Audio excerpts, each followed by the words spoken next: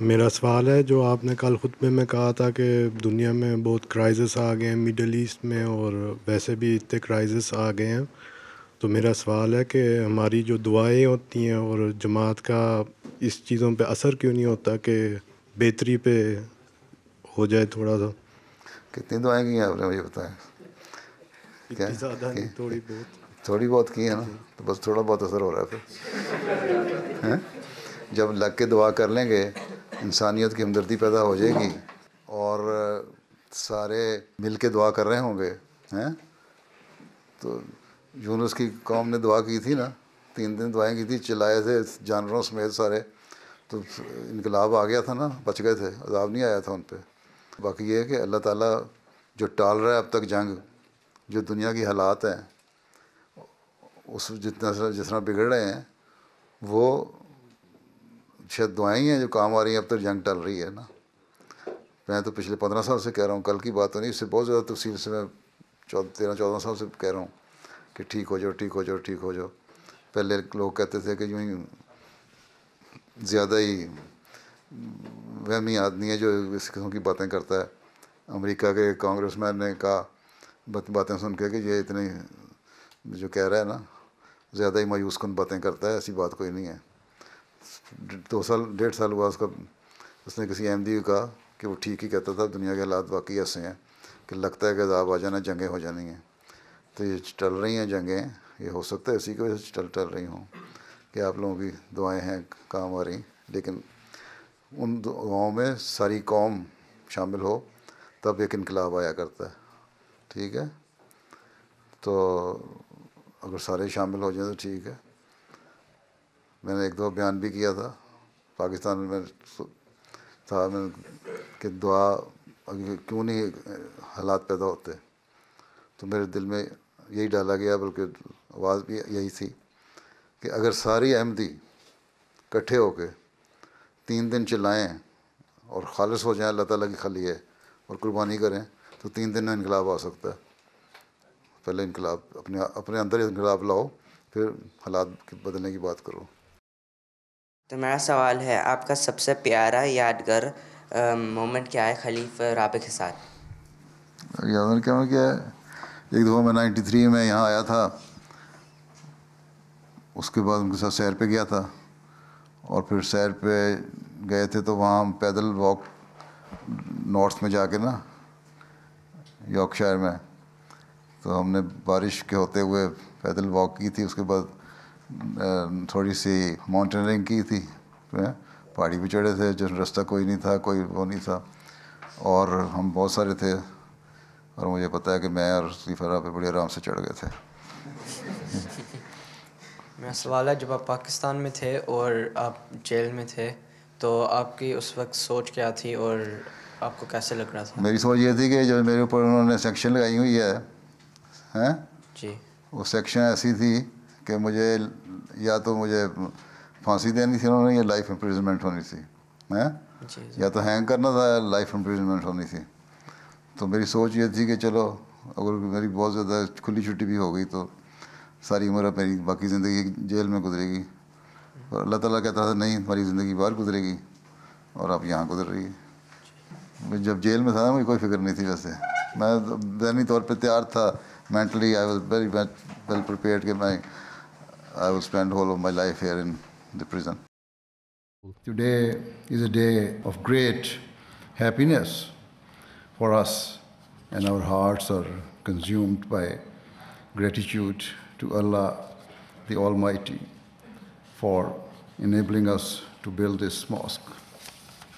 Let it be clear that it is the religious duty of every Muslim to fulfill the needs of humanity and to treat every person, irrespective of their caste, creed, or color, with grace, love, and affection. Certainly, serving humanity is the hallmark of the Ahmadiyya Muslim community. We consider it our mission because this is the command of Allah the Almighty. Without question, bringing relief to others and alleviating the physical and mental suffering of mankind is an integral part of our faith. کیا تیسرے جنگ عظیم کا خطرہ ٹل سکتا ہے یا جنگ ہو کے رہے گی؟ اور بظاہر تو یہی لگتا ہے کہ ہو کے رہے گی، ٹلنے کی کوئی صورت نہیں. کیا لوگ اللہ تعالیٰ کی طرف لوگوں کی طرف رغبت زیادہ پیدا ہو رہی ہے یا کم ہو رہی ہے؟ کم ہو رہی ہے. جی. کیا لوگ برائیوں میں زیادہ پڑھ رہے ہیں یا نیکیوں میں زیادہ پڑھ رہے ہیں؟ برائیوں میں پڑھ رہے ہیں. ہیں برائیوں میں پڑھ رہے ہیں. یہاں کا جو survey, come is come you کے کا سروے تو میں بتا دیتا ہوں، علاوہ اس کے کہ خدا تعالیٰ کی طرف جھکتے ہیں اور خدا تعالیٰ کا حق ادا کرتے ہیں یا نہیں، ایک انسان کا جو حق ہے، بندوں کے حقوق ہیں، ان میں بھی انہوں نے سروے کیا کہ چیریٹی جو ہے، دینے والے، غریبوں کی مدد کرنے والے، ان کا خیال رکھنے والے کون لوگ زیادہ ہیں. تو سروے سے یہ بات ثابت آئی کہ جو لوگ مذہب کو ماننے والے ہیں نا، جو خدا پہ یقین رکھنے والے ہیں، وہ زیادہ چیریٹی کرتے ہیں، اور جو خدا پہ یقین نہیں رکھتے وہ بالکل چیریٹی نہیں کرتے. ٹھیک ہے، یا بہت کم، معمولی. اور مذہب میں یقین رکھنے والوں میں بھی جو مسلمان ہیں وہ نسبتاً زیادہ بہتر ہیں. مسلمان ٹھیک ہے بہت سارے شرکوں میں مبتلا ہو گئے، غلط باتوں میں مبتلا ہو گئے، ہمارے خلاف بھی ہیں، لیکن پھر بھی بعض لوگ تو جہالت کی وجہ سے، مولوی کے کہنے کی وجہ سے، خود علم نہیں ہے اس لیے ہماری مخالفت کرتے ہیں، لیکن خدا کو، رسول کو مانتے ہیں، اس لیے خوف بھی ہے ان کے دلوں میں. تو کچھ نہ کچھ یہ جو ظاہری دنیاوی معیار ہے کسی چیز کو معیار کرنے کا کہ خدا کا خوف ہے کہ نہیں، وہ اس سے بھی ظاہر ہوتا ہے کہ ان کا اپنا سروے یہ بتاتا ہے کہ چیریٹی کرنے والے وہ لوگ زیادہ ہیں جو خدا پہ یقین رکھتے ہیں.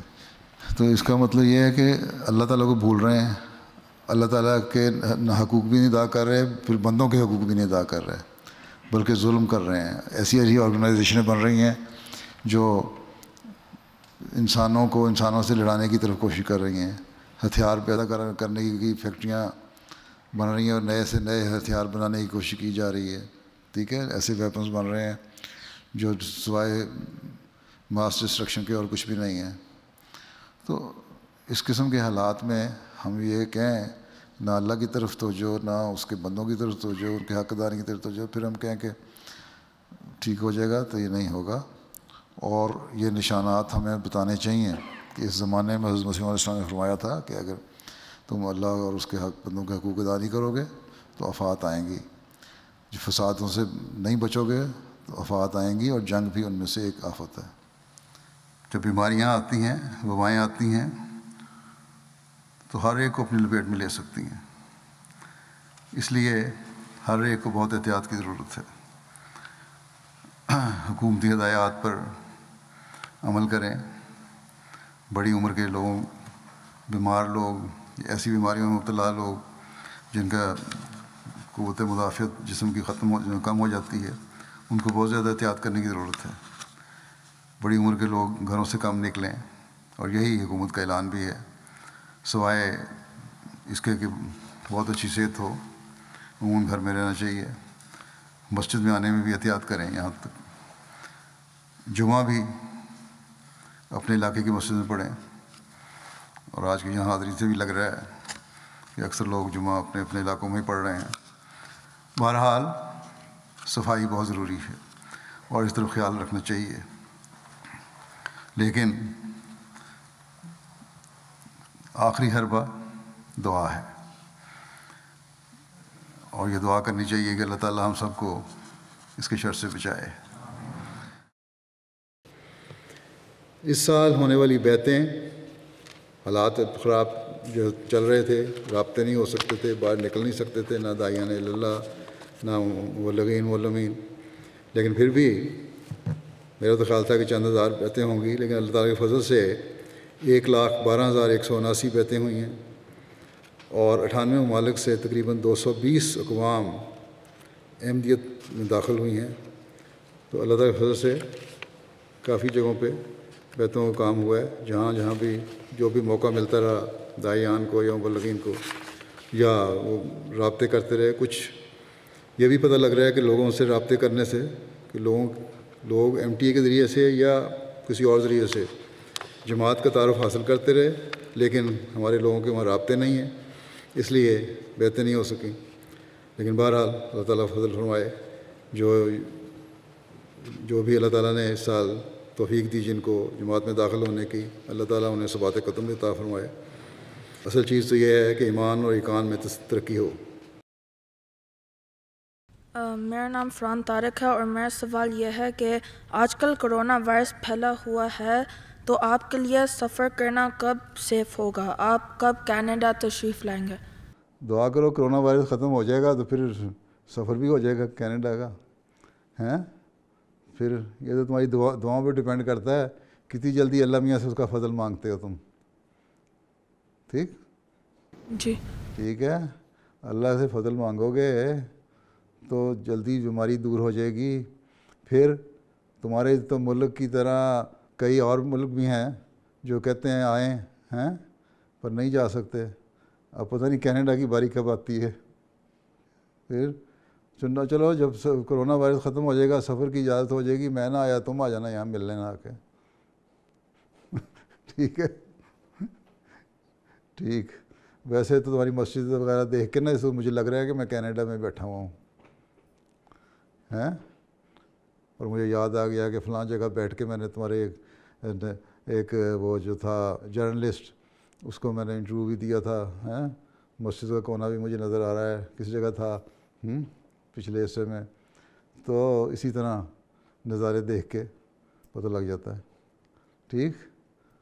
تو بہرحال اللہ تعالیٰ فضل کرے جب بھی ختم ہوگا نا کرونا وائرس تو پھر آئیں گے ان شاء اللہ تعالیٰ.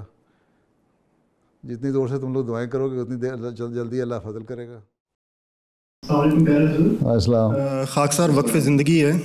پیارے آقا مجھے کوئی ایسی نصیحت فرما دیں جو ساری زندگی میں اپنے وقف میں ہمیشہ اپنے ساتھ رکھوں اور اس پہ عمل کروں. بدتر بنو ہر ایک سے اپنے خیال میں، تیری عاجزانہ راہیں اسے پسند آئیں. میں ہوں غریب و بے قصو گمنام و بے ہنر. ٹھیک. 5 نمازیں اللہ کا در نہ چھوڑو. ٹھیک ہے.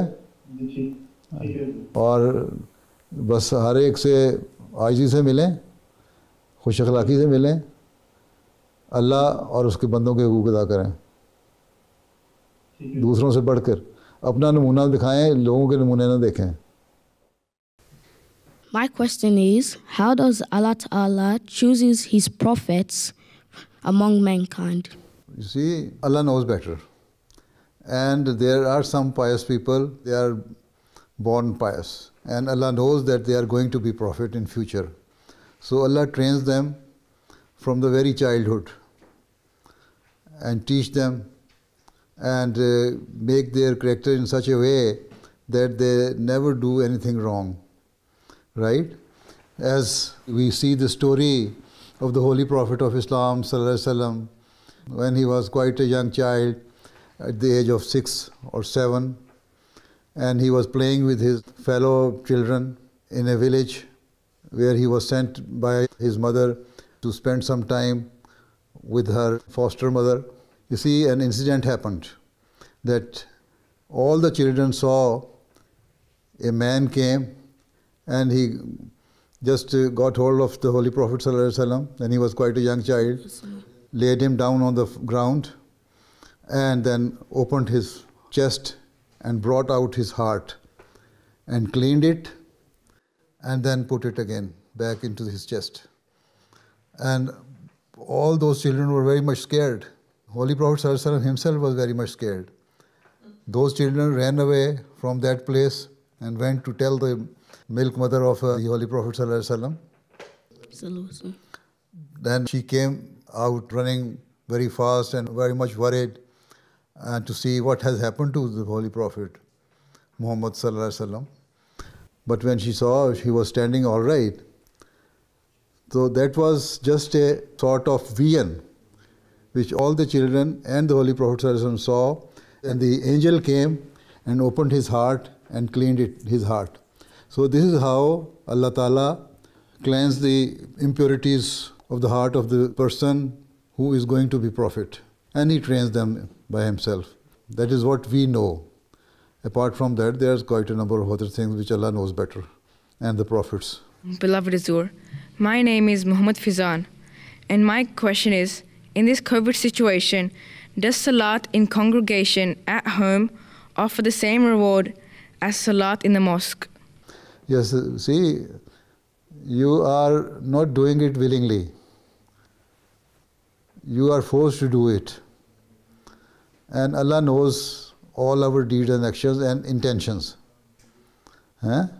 If we are not going to the mosque intentionally and avoiding to offer our prayer in congregation in the mosque, then it is a sin in Allah's eyes. But when there are some restrictions and you don't have any other choice but to satisfy yourself and to obey the commandment of Allah, you are offering your prayers in congregation with your siblings and family members, then Allah Ta'ala gives the rewards of every person according to their intention. This is why the Holy Prophet ﷺ said, "Innamal a'malu binniyat," that the reward of your deeds depends on your intentions.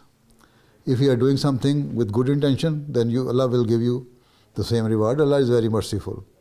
If you are doing something with bad intention, even if it is a good thing, even giving charity with bad intention is not good in the eyes of Allah. So anything you are doing with the good intention will be rewarded by Allah Ta'ala as much as He wishes. Assalamu alaikum pyare huzur. Wa alaikum salam pyare bachcho.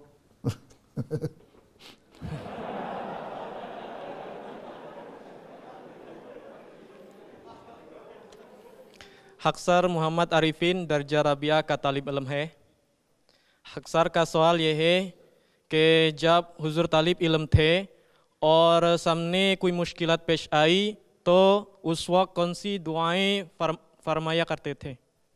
कोई ख़ास दुआ नहीं होती, बस मैं तो सजदे में पड़ जाता था और अल्लाह मियाँ कहता था मसला हल कर दे। बस नमाज और सजदा, नमाज में सजदे में दुआएं करो, जो भी अपनी ज़ुबान में दुआएं करें। जो अपनी ज़ुबान में दुआ इंसान करता है उसमें रिक्कत ज़्यादा पैदा होती है, ठीक है। इसलिए बाकी दुआओं को तो ठीक है, दुरूशी भी पढ़ना चाहिए, इस्तिग़फ़ार भी पढ़ना चाहिए, लाहौल भी पढ़ना चाहिए, अपने गुनाहों से माफ़ी मांगनी चाहिए इस्तिग़फ़ार करते हुए। लेकिन सबसे ज़्यादा यह बेहतर तरीका ये है कि सजदे में, नमाज में नफल पढ़ो, नफलों में, सुन्नतों में, फ़र्ज़ में अल्लाह ताला के आगे रो के सजदे में दुआ करो। जो अपनी ज़ुबान में दुआ होती है उसमें ज़्यादा दिक्कत पैदा होती है, उससे मसले हल हो जाते हैं। अगला सवाल सेक्रेटरी नौ मोबाइल शर्मीन शिखा साहिबा का है। हुजूर, आप बेहद मसरूफ़ रहते हैं, क्या आपके हफ्तावार छुट्टी का कोई इंतज़ाम है और आप अपने दोस्तों और अहलो अयाल के लिए किस तरह वक्त निकालते हैं? बस इसी तरह गुजार लेते हैं। इस वक्त मैं हफ्तावार छुट्टी मना रहा हूँ आपके साथ मीटिंग करके, ये मेरी हफ्तावार छुट्टी है। अच्छा जज़ाकल्लाह हुजूर। और जी हुजूर, पहले जब आप अफ्रीका तशरीफ़ ले गए तब के हालात अभी जैसे नहीं थे। उस वक्त आपको काम करते वक्त काफ़ी मुश्किलात का सामना करना पड़ा। हुजूर, मेरी आपसे दरख्वास्त है कि आप हमें उस वक्त का कोई तजुर्बा बताएं। बात यह है कि अगर अल्लाह ताला पे तवक्कुल हो, मुश्किलात का सामना तो करना पड़ता है, और बड़े मुश्किल हालात थे उस वक्त। अब तो बड़े हालात अच्छे हैं। तो यही था कि हमने काम करना है और जिस काम के लिए आए हैं उस मकसद को पूरा करना है। मुश्किलात तो काम रास्ते में सामने आती हैं, मुश्किलात रोक नहीं बननी चाहिए दीन के काम में। इसलिए हमारी उस वक्त भी कोशिश यही होती थी, मेरी भी और मेरी बीवी की भी, कि हमारी जो काम है वो चलते रहें और कोई रोक ना हमें बने। और औरतों को भी, खामदों को साथ देना चाहिए ऐसे हालात में, मुश्किल हालात में, और खामदों को भी ख्याल रखना चाहिए औरतों का। और जो दीनी काम है वो चलते रहने चाहिए। बाकी अल्लाह ताला के पे तवक्कुल करते हुए जब आप काम करते हैं तो चाहे मुश्किल भी हालात हों, अल्लाह ताला उनके हल का कोई ना कोई ज़रिया निकाल देता है। और इसी तरह दुआ जो है वो काम करने के साथ साथ दुआ भी करते रहना चाहिए, तो अल्लाह ताला उसमें बरकत भी डाल देता है। बस यही था कि मेहनत करो और दुआ करो, अल्लाह ताला हल कर देता है। घबराना नहीं किसी बात, घबराना नहीं चाहिए किसी बात से। जी जज़ाकल्लाह हुजूर। हुजूर, खासा का सवाल ये है कि हुजूर ने गाने के कुछ खाने खाए हैं और उन गानों में से कौन सा सबसे ज़्यादा पसंद आया था और गाने में किस इलाके का पल ज़्यादा याद आता है? मैंने तो फूफू और ओकरो सूप के साथ भी खाया हुआ है और केंके भी खाया हुआ है और प्लांटेन भी खाई हुई है। और हमारे ज़माने में तो खाना के हालात इतने अच्छे नहीं थे। घानियाँ तो दोपहर का जो लंच है ना, वो 3-4 टुकड़े भुनी हुई प्लांटेन के और 8-10 को ग्राउंड नट के लेके ना उसी से खा लिया करते थे लंच है। लेकिन बहरहाल हमें अल्लाह ताला ने फजल किया तो खाना जो है वो लोगों को तो पसंद ही। मैं फूफू और ओकरो सूप जो था मुझे अच्छा लगा करता था, मैं खा लिया करता था हैं ठीक है। और फिर घानियन जो है जॉलफ राइस बड़ा अच्छा होता है हैं, जॉलफ राइस ही कहते हैं ना उसे हैं जी। हाँ मैं पसंद करता हूँ जी। बल्कि जब मेरे बच्चे तो छोटे होते थे वहाँ वो तो केंके बड़ा पसंद करते थे हैं जी। तो ये था। बाकी फल घाना में हर किस्म का फल बड़ा अच्छा है। घाना में सबसे अच्छा पाइनएप्पल है। पाइनएप्पल बड़ा खट्टा होता है अमूमन, लेकिन मैं जब साचर में होता था ना तो मैंने देखा उसके साथ मानकसम की तरफ जाते हुए रास्ते में एक छोटा सा गांव आता है, कुटसी आता है ना, कुटसी जी। कुटसी में कुटसी का पाइनएप्पल जो है ना घाना में सबसे अच्छा होता है माशाल्लाह ठीक है। और वो बड़ा मीठा भी होता है। और मुझे पाइनएप्पल बड़ा पसंद होता था वहाँ का, ठीक है। और मुझे घानियन का ऑरेंज खाने का जो तरीका है वो भी बड़ा अच्छा लगता है कि ऊपर से हल्का हल्का पील कर देते हैं, उसके बाद यूँ दबा के चूस के खाते हैं ऑरेंज को हैं जी जी। तो ये सारी चीज़ें बड़ी अच्छी हैं। केला भी बड़ा अच्छा, मेरे घर में भी केले लगे हुए थे, बड़े अच्छे होते थे केले, ठीक। वहाँ मुख्तलिफ़ रंगों के केले, सुर्ख रंग का भी केला और छोटा केला भी, बड़ा केला भी और जर्द रंग का भी, मुख्तलिफ़ किस्म के केले होते हैं। हज़रत खलीफतुल मसीह सालिस जब मैं वहाँ था दौरे पे आए थे तो वहाँ छोटे छोटे सुर्ख रंग के केले मैंने रखे सामने, तो कहते ये क्या है, पता नहीं मज़ा कैसा होगा इसका। मैं कहा नहीं खाएं, बड़ा अच्छा मज़ेदार है। फिर मैंने हज़रत खलीफा सालिस को खिलाया वो छोटा केला, इतना सा सुर्ख रंग का इतना सा छोटा सा केला होता है। उन्होंने खाया, कहते हैं हाँ वाकई मज़ेदार है। फिर पैशन फ्रूट घाना में होता है, वो बड़ा अच्छा होता है वहाँ, ठीक है। फिर सलाद खाने के लिए एवोकाडो पेड़ जो है, वो एवोकाडो पेड़ जो हमारे घर में भी एक दरख्त लगा हुआ था उस पर लगा करती थी। तो घाना में तो बेशुमार चीज़ें हैं। मैंने एक दफ़ा, उस वक्त हालात ख़राब थे, तो खलीफा साहब ने मुझे लिखा कि हालात ख़राब हैं, पता नहीं तुम लोगों को, तुम्हें खाने का बड़ा शौक़ है, खाना भी पसंद का मिलता है कि नहीं। मैंने कहा बड़ा अच्छा खाना मिलता है, अब यहाँ आए। उस वक्त खिलाफत से पहले की बात है उनकी, अभी खलीफा नहीं बने थे खलीफा राबे। मैंने कहा अब यहाँ आए, आपको फल खिलाएँगे, केला है, माल्टा है, पाइनएप्पल है। कहते तुमने तो ऐसी ऐसी चीज़ों के नाम ले दिए, हम तो यहाँ खा ही नहीं सकते पाकिस्तान में। तो बड़ी अच्छी चीज़ें हैं खाना में। पाइनएप्पल तो बड़ी महंगी चीज़ है, बड़ा अहम चीज़ है, बड़ा पसंद किया जाने वाला फल होता है। और हम वहाँ कुर्सी जाते थे और 1 सीढ़ी का पाइनएप्पल लेकर खा लिया करते थे अब तो महंगा हो गया होगा शायद, है ना जी। चलो जी। जज़ाकल्लाह हुज़ूर। मेरे सवाल ये है कि हुज़ूर हमें गाना में गुजरे हुए हमें कुछ दिलचस्प वाक़यात सुना सकते हैं? दिलचस्प वाक़यात ये हैं कि हज़रत खलीफतुल मसीह सालिस रहमतुल्लाह ताला का दौरा मेरे वक्त में हुआ था वहाँ, और उनकी मेहमान नवाज़ी, जो खाने पीने का इंतज़ाम था, मेरे और हम दोनों मियाँ बीवी के सपुर्द था। हमने उनके खाने का इंतज़ाम करते थे, दौरे पे साथ साथ रहते थे और बड़ा एंजॉय किया उस दौरे को हमने। तो उस वक्त जो जिस दिन पहुँचे हैं खलीफा सालिस, तो उस दिन अकरा में, ओसू में ही वहाँ लोग इकट्ठे हुए थे और उन्होंने बाहर निकल के जब आप थोड़ा सा ख़िताब करने लगे, मुख्तसर सा अस्सलाम वालेकुम कहने लगे लोगों को, تو بارش شروع ہو گئی, شدید بارش شروع ہو گئی, اور خلیفہ ثالث بھی بارش میں کھڑے رہے, چھتری اس کے اوپر دی ہوئی تھے ان کے سیکورٹی گارڈ نے, لیکن وہ پانی اتنا زیادہ تھا کہ ان کی شلوار اور اچکن سب کچھ بھیگ گئی, اور لوگ بھی جو عورتیں اور مرد اور بچے تھے بیٹھے رہے, کوئی ہلا نہیں وہاں سے. خلیفہ ثالث بڑے متاثر ہوئے کہ دیکھو کتنا صبر اور حوصلہ ہے گھانین میں, کہ آرام سے بیٹھ کے انہوں نے خلیفہ کی باتیں سنی ہیں اور ہلے نہیں اپنی جگہ سے. اور یہ بڑا اچھا واقعہ تھا. اور یہ اس کے ضمن میں یہ بھی بتا دوں کہ جب 2005 میں نے تنزانیہ کا دورہ کیا ہے تو وہاں بھی شدید بارشیں ہو رہی تھیں.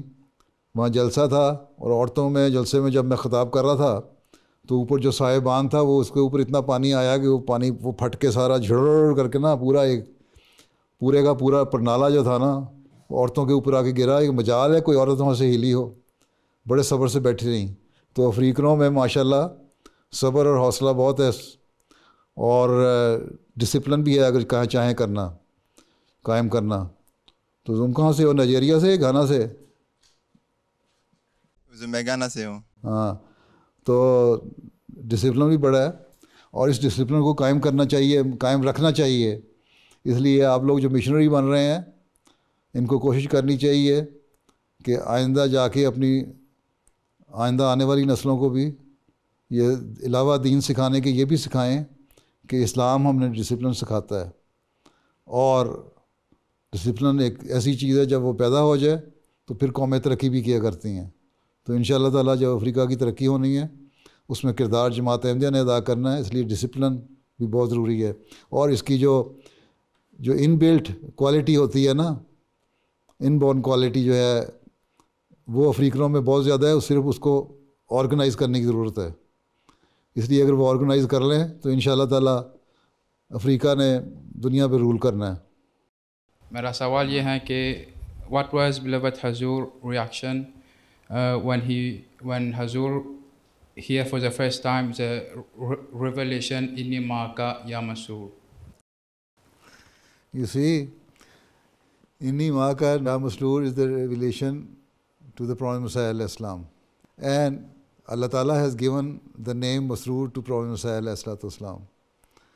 So when I was elected as the Khalifa of the time, then I came to know that this is not only a coincidence, but God wishes that He wants to help me at the same time. Because of this name, Allah Ta'ala will also give me the glad tidings and inshallah Ta'ala fulfill so many of the promises which He has promised with the Prophet Messiah alayhi wasallam, that they will be fulfilled during his time and even after that, and Jamaat will enjoy the benefits of those promises. So, although it is not about myself, but it was a coincidence or God plans that a Khalifa of the time was elected whose name was also Masroor, and I can see that Allah has been helping me in this regard, and I pray that all those benefits which are attached to this revelation